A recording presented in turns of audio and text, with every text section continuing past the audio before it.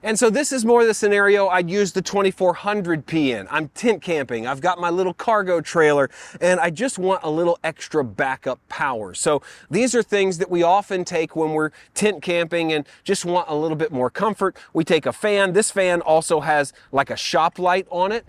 And we also take a vacuum with us to kind of keep the inside of the tent and our vehicle clean. So I'm gonna go ahead and start this one up just like the other one. It's the same process and it has a lot of the same features. So we're gonna go through the same process here. Turn this down to start.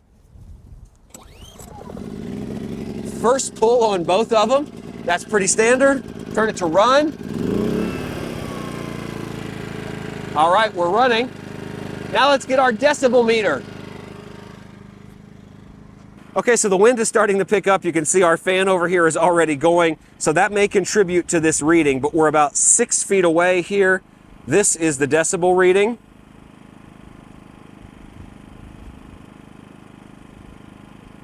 Now let's scoot back.